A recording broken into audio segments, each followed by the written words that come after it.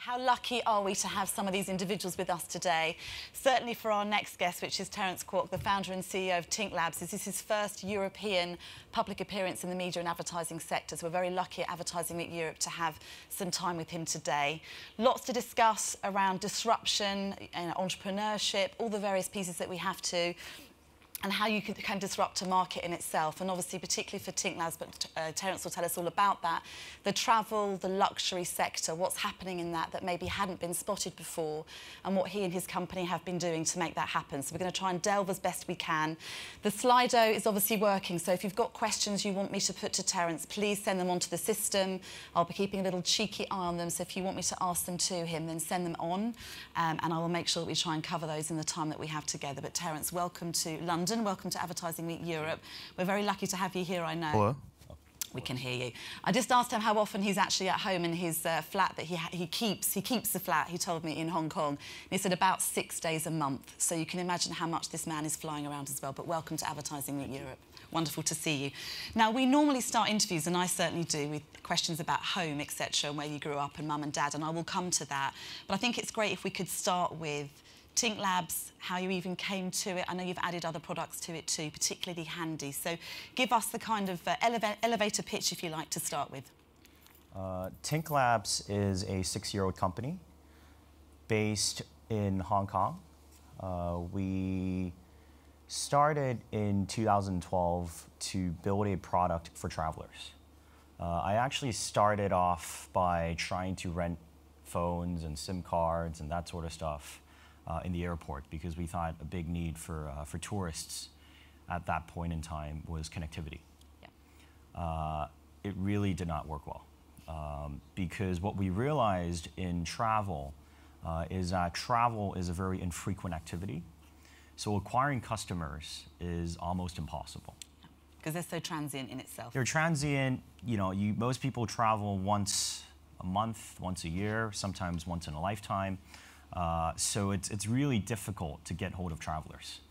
And that was sort of the switch in where we thought the problem was, from a marketing perspective, from a servicing perspective.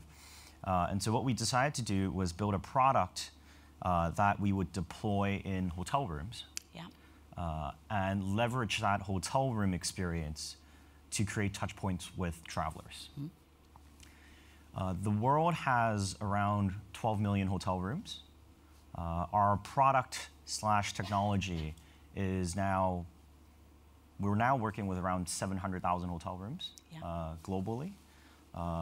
If you travel to places like Hong Kong, Singapore, Japan, we have roughly a 40–50% penetration. Which is huge, given the short time you've been in business, right? It is. So if we take a look at Japan, Japan is a market of around 600,000 hotel rooms. Our product can be found in 250,000 of them. Mm-hmm. So, and the product really is a guest-facing piece of technology, either a smartphone device or a tablet device that provides guests with content, with services, with advertising, and leveraging that touch point, we're building a lot more onto the system. We're very well penetrated in certain markets, but on a global level, we now have around 400-something employees spread across 50-odd countries. Of which I've heard until very recently you were the youngest. Yes, yes. So a little bit of background before I started the company with renting phones and whatnot. I dropped out of school. So I dropped out of the University of Chicago. Yeah, you said in the second year, right? Stayed until the second year. How did you know that was the right thing to do at the time? So a lot of people ask me that, actually. The good thing about the American education system is that most schools you can take leave of absences, which is not something that a lot of, say, European or even Asian schools allow. And I think that was, I had friends who would take a year off to travel around India, or take a year off to do some volunteering work here and there. And obviously a fair number of people who, after watching a movie like The Social Network, decide to sort of do their own thing. Most fail and go back to school, and then there are some lucky ones who sort of continue to do what they do. Do you class yourself as lucky? I would consider myself pretty lucky. Good for you. Okay. So we talked about, I know just before we came on, we were talking about the fact that you came out of Chicago in the second year of the university.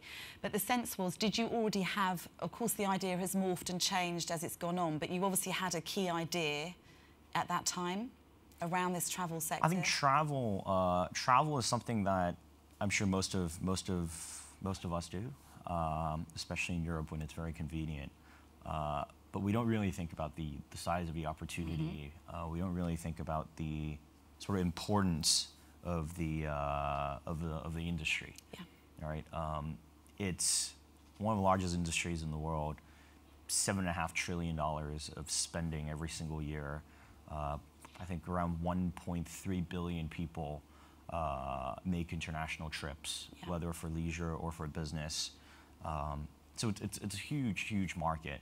But compared to other sectors, we actually think it's still not been disrupted yeah. by any technology company, not been disrupted by a single large player that can really consolidate it. Yeah. And the main reason we think is, again, because it's very fragmented.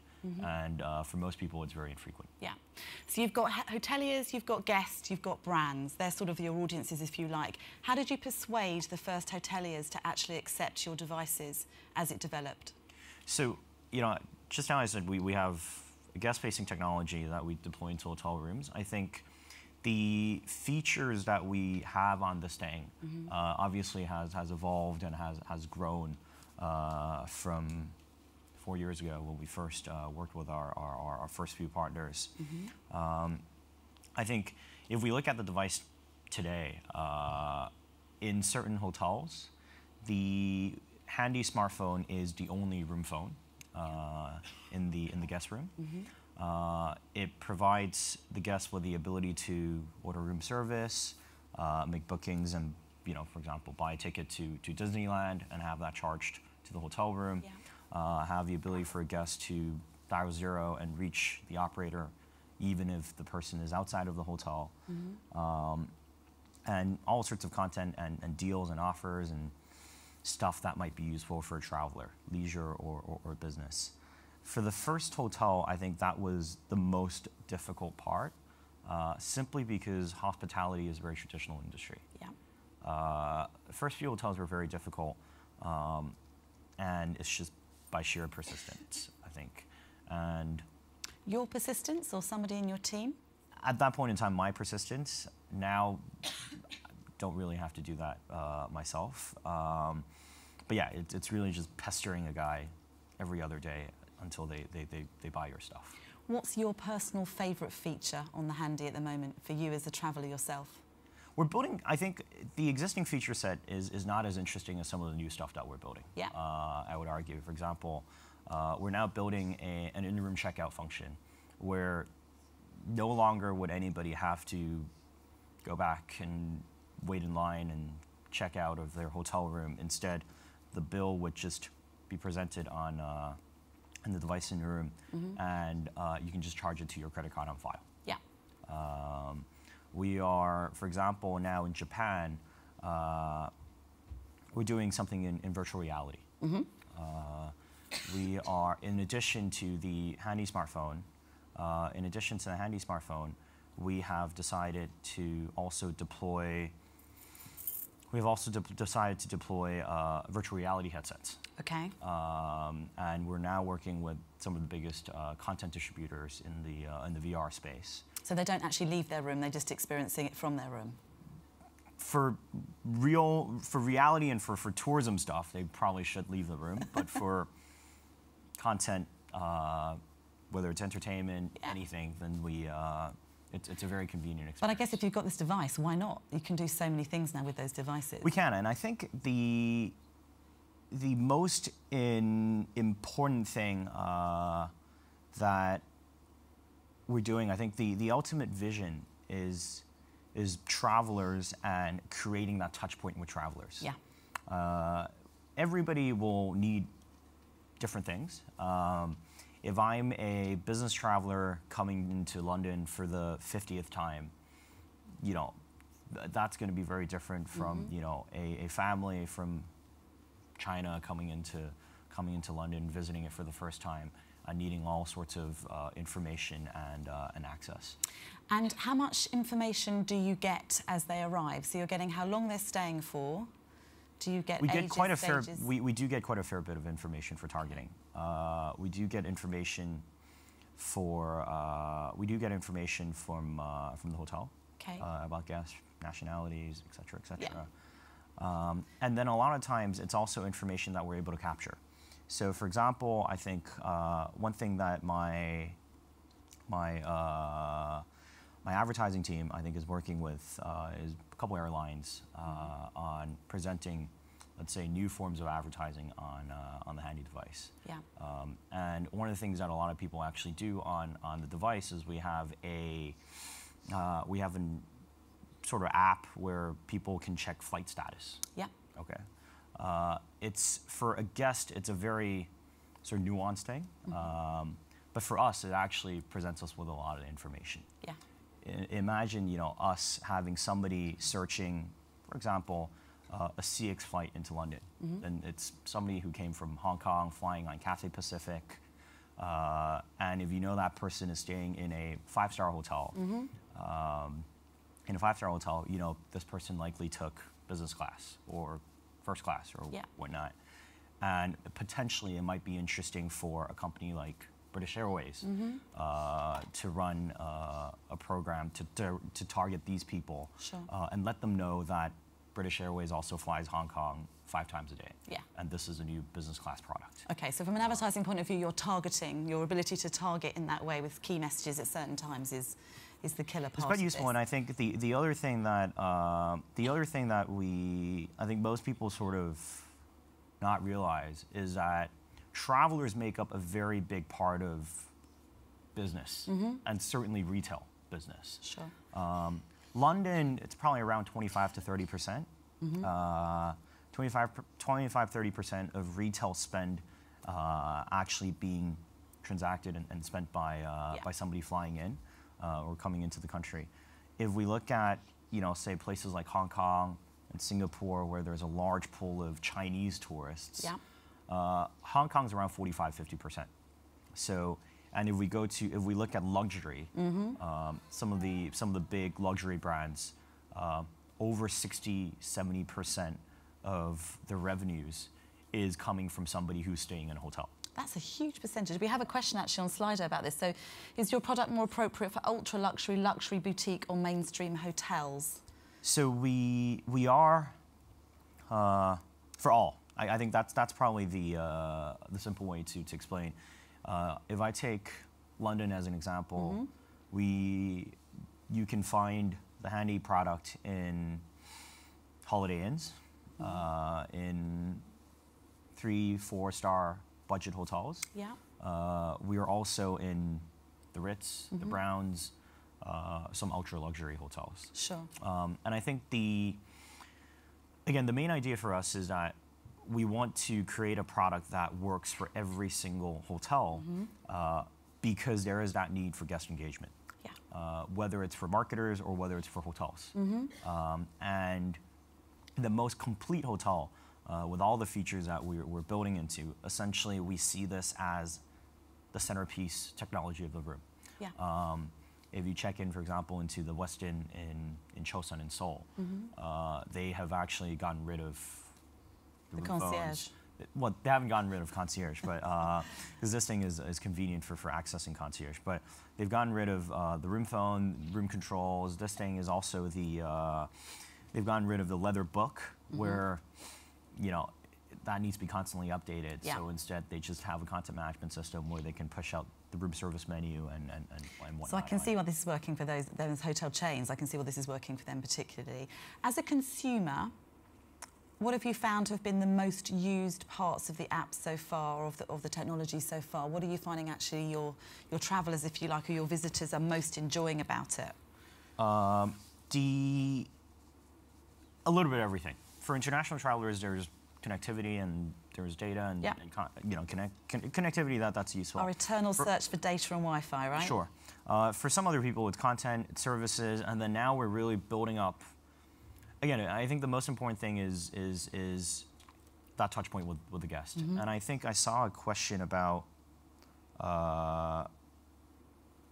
there was one that disappeared. Oh yeah, conflicting with the check-in, check-out apps Yes. at hotel. You know, I think for a lot of hotel chains are pushing that. Yeah. A lot of hotel chains are pushing that. I think one of the things that we actually realize when we work with so many hotels, work with so many partners, is that, again, travel is such an infrequent activity that if I asked the audience how many of them have a travel-related app, or hotel booking app, or a hotel loyalty app on the device, the percentage is going to be not very high. Yeah. Simply because we don't travel enough Yeah. to really give a shit. Yeah. So that's sort of the, for us, we think, just to take an example, when we were trying to do the whole phone rental thing, customer acquisition costs were through the roof. I can't it's imagine. just impossible. And if we look at even companies like Google, two of Google's biggest clients are Expedia and Priceline. Yeah. Collectively, I think they spend somewhere between $8 to $10 billion a year just on digital marketing. And that's because it's very difficult to reach these people. You can almost see us as leveraging the hotel room in a B2B2C relationship to sort of capture data about the guest and also get access to the guest. Yeah. And I think the main space that Tink Labs is really in is hospitality and travel. I think we're trying to find ways to disrupt, to improve, to see how we can get involved. I've got it. We have a question from Peter saying, being reliant upon hotels, how do you adapt to the new world of travel, i.e. Airbnb? What are your plans for harnessing that part of the market? I think more and more people are staying in Airbnbs, obviously. I think for us, the focus so far, at least in the very near term, will continue to be hotels. Yeah. Because it's a big enough market that we don't think we're remotely close to having captured for us to divert ourselves into something else. But how exciting that you have all that runway in your core business, that you've still got lots of things to do, right? So at the Lighthouse, we're very interested in disruptive people and entrepreneurs. Just give me a little bit of time on this. So how did you know? What is it about your characteristics that has meant that this has been successful? Is it that you're curious? Is it that you're ambitious? Is it that you were always someone that broke free of tradition? What is it about you as a character? What's in your DNA? So I think in terms of success, I wouldn't necessarily consider this very successful yet. And I think the most important thing when it comes to really building something like this, or building a new startup company, a technology company, is just being curious, trying to figure out why, instead of just realizing that, the whole rental thing in the airport does not work, we sort of so you could pivot fast. We try to figure out why. And I think that doesn't work for a lot of people, certainly not for a lot of my employees who think that shit changes all the time. But I think it's really having to adapt and having to realize that if something is not working, then you sort of pivot and move away from that. Okay, so having that ability just to not be too held on to the past. Certainly. Keep moving, okay. Someone's been asking, and I've been wondering this too, I know there's been lots of stories in the press about how much money you've raised. I know that I'm sitting with my first unicorn this morning, which is an absolute amazing thing. So a valuation of beyond $1 billion, right? Yes. Okay, which is an amazing achievement, so congratulations on that. But the initial outlay, the cost of the outlay of the tech alone, must have been quite something to have to pitch to your investors. It is. So funny enough, one of my big investors is actually Terry Gulf from Foxconn. So it's helpful that they are the biggest manufacturer of electronics around the world. Handy, literally, yeah. So that's very helpful. It's actually, if you think about hardware, it's actually not that expensive, especially in a traveler setting. I don't know what the customer acquisition costs are for a travel-related app or a hotel app or whatnot, but it wouldn't be cheap.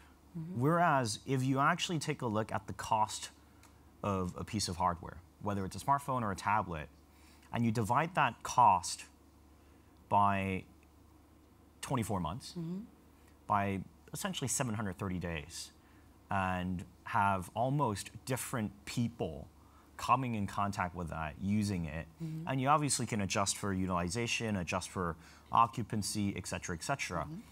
But ultimately, even that number, that cost, what we call almost a customer acquisition cost for having somebody use the service, is much, much lower than me putting money out advertising to get somebody to download an app and use it only 3 times a year while they're traveling.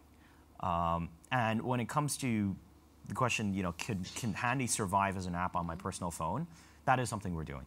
I think we are building something such that if people do care enough, people are traveling enough, we are actually doing that. And sort of leveraging the in-room part of things to help us build out the ecosystem and market the service also. So it's broadening in that sense as well, so it's app as much as the software. Okay, so back to this curiousness. So as a kid, tell me a little bit about where was home, what did mum and dad do, what were you like as a kid? Were you always curious as a child? I grew up, I was born in the US, but I grew up in Hong Kong. Hong Kong, yeah. So I grew up in Hong Kong, and then I did my undergraduate back in the US.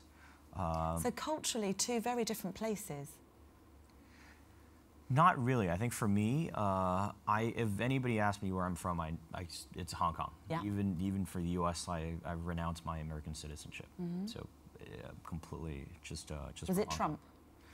It's not Trump. It's not Trump, actually. Trump would actually probably compel me more to stay. Because? Taxes. I love your honesty, Terence. You know, right? So it you know, I renounced it. I renounced it a couple years back before starting the company. But Hong Kong, you know, growing up I grew up in a pretty international environment. Yeah. So it wasn't really that different. And then even actually in the US, I only stayed for 1.5 years and then I left. Okay.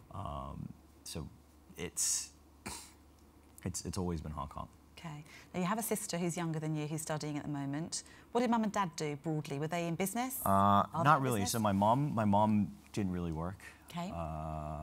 But spent a lot of time with us, which is good.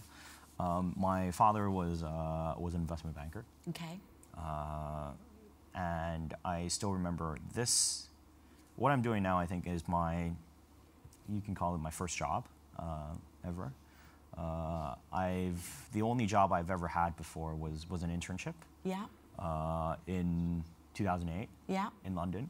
Ah, whereabouts? In Mayfair during the financial crisis. Oh, wow. And that made me just not want to touch that at all. So you've never really had a boss? I actually have quite a lot of bosses. I have 25 investors who pester me with all sorts of stuff. And the great thing is that their vision is completely unaligned with each other's. Fabulous. So, you know, I have, roughly 25 people telling me to go in many different ways. Whose call do you take first? I take everybody's call. I take everybody's call. And I think one of my investors very early on taught me, he's a great entrepreneur, very successful, quite well known, very well known in Asia. He told me what I should do is take everybody's calls, take everybody's opinions, and then ignore it and do whatever you want. So or take them into consideration. Yeah. And then you sort of just do what you need. It's a tricky device, isn't it? Because in some ways, as a leader, and certainly for the founder and the CEO of a business, in the end, you have to make decisions sometimes, and sometimes they're quite tough decisions. Sure. And of course we are, I think, in society now trained to try and be as inclusive as we can be, and I think that's right. But in the end, the buck stops somewhere. So it's stepping into that leadership position, has that been quite easy for you to ultimately make the decision? It's not that easy to make the decision. I think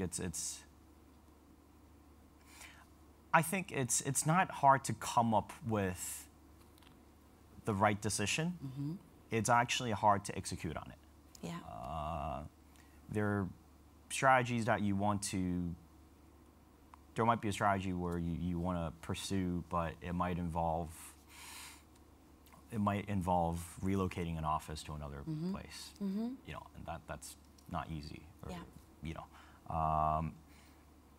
so I think ultimately the way I think about it is that there's a lot at stake. I have taken people's money, and I'm responsible for it. So just to be selfish, I better make sure I don't fuck up. Yeah. And I think that's probably the most important thing. How close have you come to fucking it up?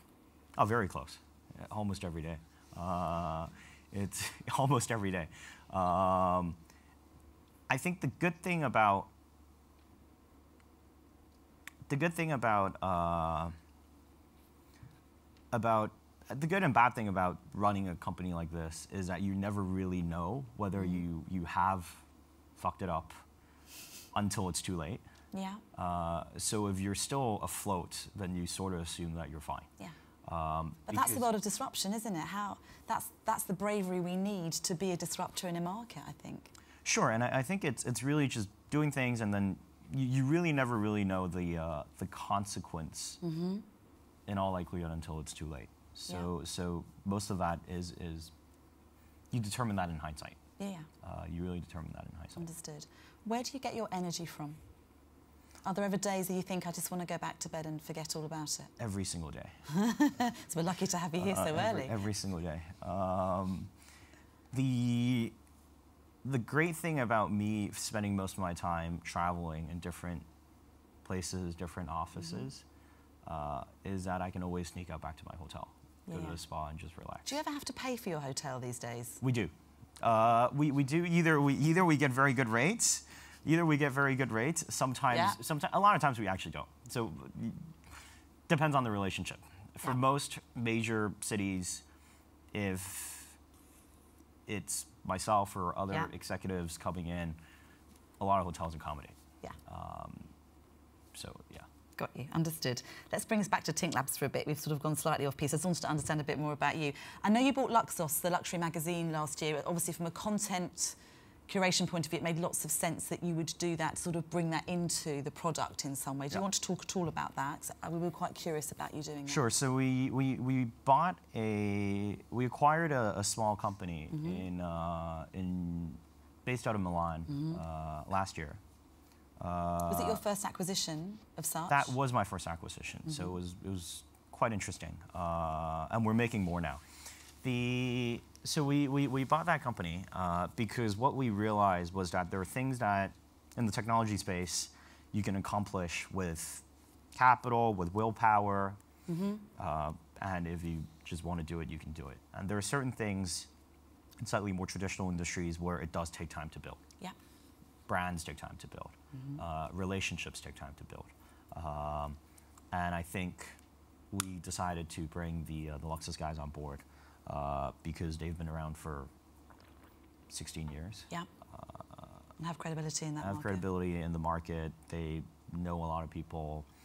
And I just like the two founders who now continue to work with us. One heads up operations globally for us. The other guy, is heading up all our commercial activities.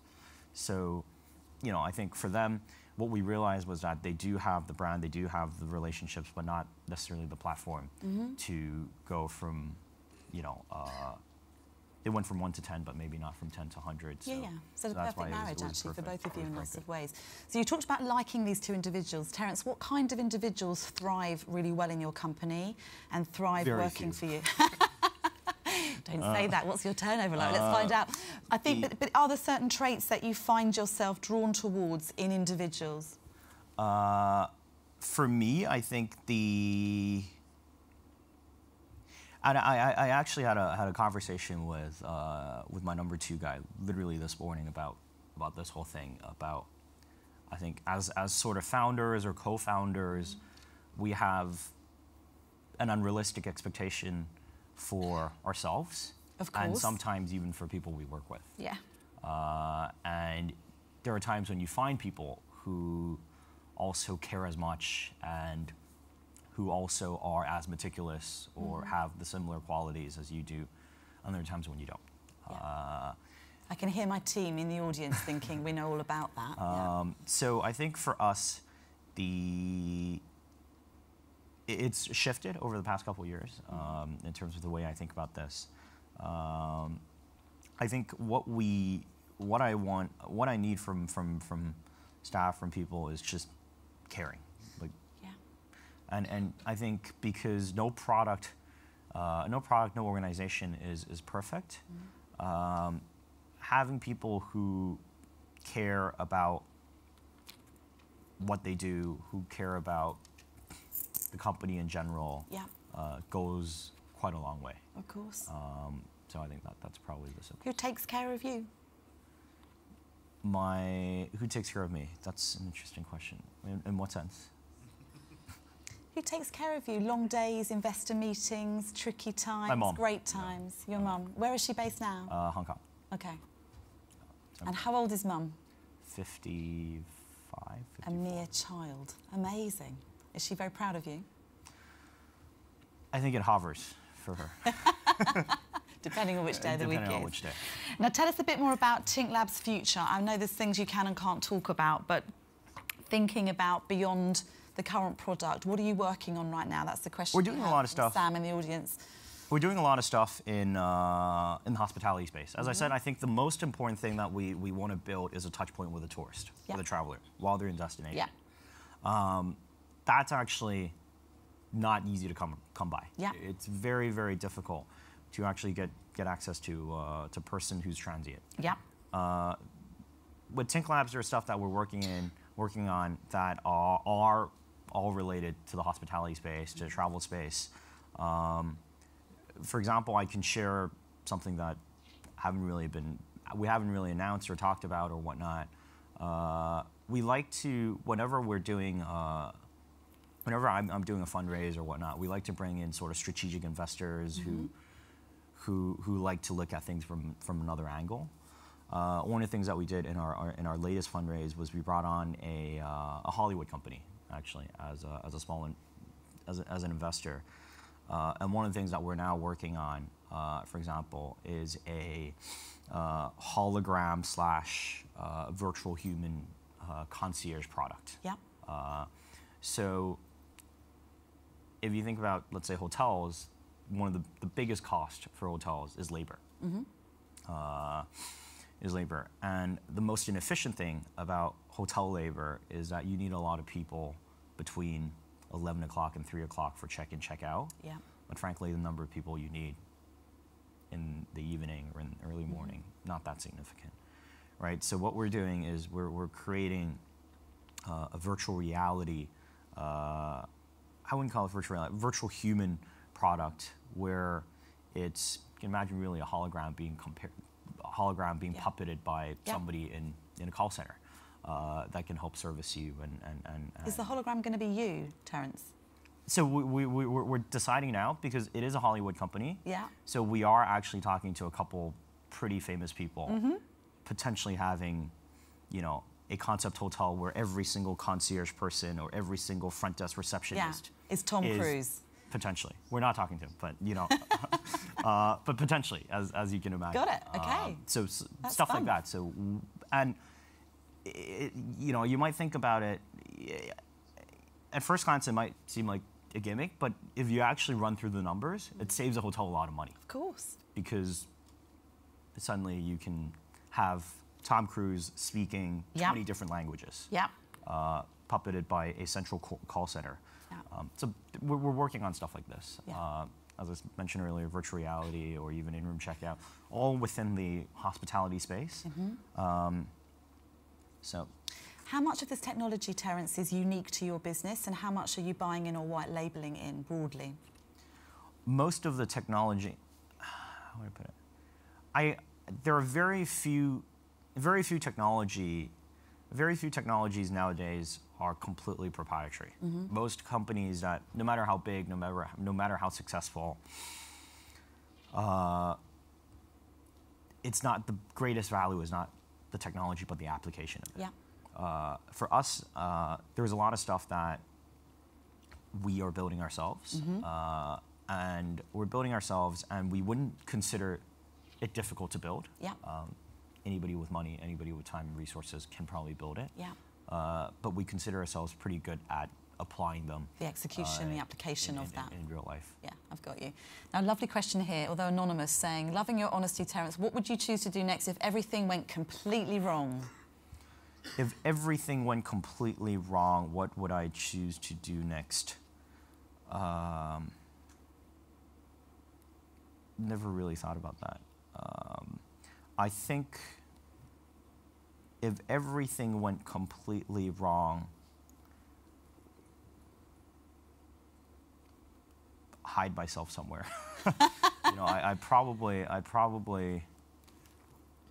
move to a place where nobody knows me, and then Terence, I'd and come then try to and do visit you, something. and we'd bring your mum as well. Try to do something different. It's interesting though. We interviewed a guy on Monday here, Advertising Week Europe, called Ant Middleton, who's an SAS, ex-SAS expert, and we asked him a little bit about when you're the first man in, or what happens if it goes wrong, and he said, "I don't have a plan B. You shouldn't have a plan B. You should only have a plan A because you've got to give everything and all to what you're doing." So it sounds a little bit like you're very focused. Yes and no. So I would actually disagree with that. Okay. I do think you should have.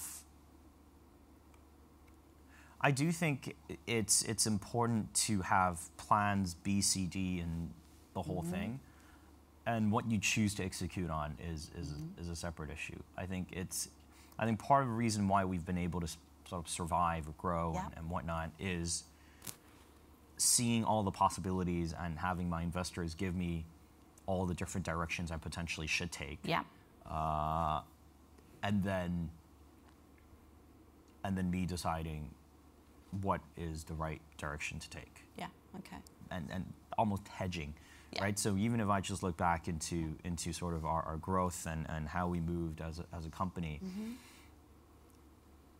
there's one thing that we, you know, and me and some of the other sort of startup entrepreneurs that I know, most of them much more successful than me, that I think we sort of do is we look at where we are right now, and then tell the world that it was the plan all along.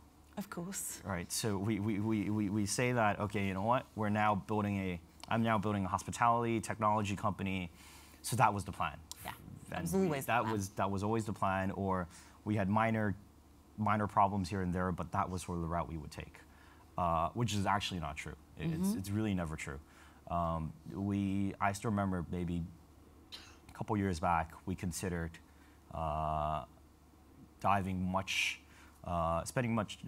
more resources in connectivity. We thought about doing stuff really in the connectivity space and telecommunications, seeing how we actually disrupt that industry instead. Or we thought about looking at things that are not even related to those two, but in the hardware space. We even considered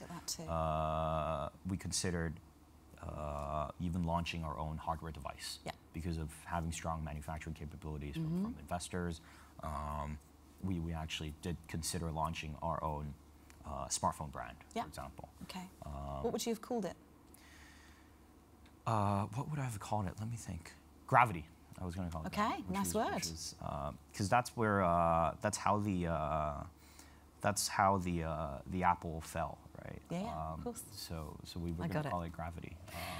We've got 5 minutes, Terence, and I want to finish a little bit on brands, if I can, given we're at an advertising conference. But before I do, just a couple more things on you. What's been the biggest sacrifice you've had to make in your tender years so far to make this business successful? Time and just being busy all the time. Okay, so always busy. How are your friendships, relationships as a consequence of that? Fragile. Okay, that is a sacrifice though, right? Yeah. Yeah, I understand that. And obviously Hong Kong is starting to be seen as a place where startups are beginning to thrive more. Do you see yourselves as sort of a model for that, in the sense of being a mentor or model for people to look at what you can do? Personally, not really. Some people do, but I I think, you know, for any city or any country, it's important to have showcases. I think once you have a couple of those, then other people are more comfortable with taking that path, and I think that's probably something that I can contribute to. Of course. What's the greatest advice you can give to other entrepreneurs? What's the lesson you've learned the most through this journey so far? I think actually one of the things I would say is do keep a plan B, C, and keep, you know, actually do plan that out and do think through all the possibilities, do think through all the consequences, and then make a decision. Yeah. I think that's actually quite important. Okay, understood. So just to finish, so brands and advertisers, clearly it sounds as though the luxury market is pretty important to what you guys are doing. My hairdresser didn't turn up this morning. I was hoping that maybe your handy app may have been able to send someone round for a quick blow dry, but not yet. But tell me a little bit more about, in certain cities, you talked about retail being a large proportion is coming from travellers and tourists, etc. Yep. Is that the market that you're focusing on the most at the moment? We do work with a lot of, we work with a lot of luxury brands. Yes. We work with a lot of luxury brands on advertising, on branding. I think because, again, as I said, a large percentage of retail spend is from the major cities, New York, London, Paris, Hong Kong, Singapore, Tokyo, are coming from travelers, from tourists, and it's going to be more so, even more so, from Chinese travelers in the near future for some of the Asian countries. So there has been significant interest when it comes to working with us from luxury brands. And given that we do have a decent amount of data, information, you know, about the guests, just as simple as, you know, this is a guy staying in a suite that costs £3,000 a night versus somebody who's staying in a hotel room that costs £50 a night. There's a difference in spending power. And the targeting of that, so, you know, we do, luxury is a very big focus, simply because travel has always been tied to that. So if there are some marketeers in the audience, or there are buying agencies, creative agencies in the audience, how do they best get in touch with you guys if they want to do business with you? They can reach out to me, email me directly. You say you respond to everyone, so this is fabulous. Watch out. I do respond to everybody. Well, I don't necessarily respond to everybody. I do read everybody's emails. So, you know, I read every single email. There's a difference. My email is very simple, actually. It's a single letter T at tinklabs.com. Fabulous. Okay. So it's easy to give out, but almost impossible for people to guess. Watch the spam. Or reach out to Peter and other people. Peter White and your team and those kinds of people. Okay. Last couple of questions for the last couple of minutes. Who is the person that you owe the most to so far in your life? Parents, I think that's the thing. And then I would say a couple investors. I have seed investors. Literally owe quite a lot to. Yes. At the moment. Seed investors who gave me quite a lot of money. Of course. When I was 20 years old and didn't know what I was doing.